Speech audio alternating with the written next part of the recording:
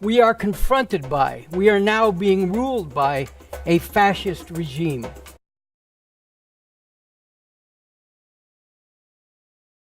Perhaps it seems harsh or even extreme to refer to these fundamentalist Christians as fascists. Well, in Catherine Stewart's book, The Good News Club, The Christian Right's Stealth Assault on Americans' Children, she cites these comments by Rich Lang, himself a former Christian fundamentalist who broke with that and became a liberal Christian pastor. When I was born again, Lang recalls, faith was something inside of you, something you were supposed to reflect through your life. But in the 1980s, something happened.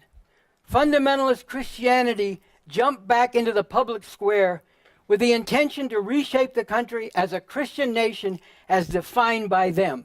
It's no different than the Nazis wanting to start with the Hitler Youth. That is where you'd want to start if you were trying to build a fascist movement. That's the word, fascism. Nobody likes to use it in this country. But I believe that in this country, underneath the appearances, that is exactly the great temptation of our time. And you have to call it what it is, Christian fascism.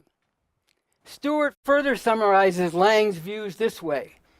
Modern fundamentalism, like fascism in earlier times, he says, involves a strong feeling of persecution, typically at the hands of godless liberals or a religious other. The belief that one belongs to a pure race or national group that is responsible for past greatness, suffers unjust oppression in the present, and is the rightful ruler of the world. The impulse to submit unquestioningly to absolute authority, and the relentless drive for power and control.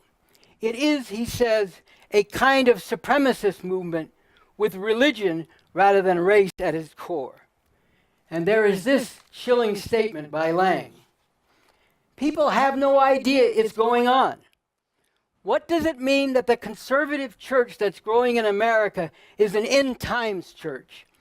What does it mean that we are raising a generation of children to believe that they are the last generation?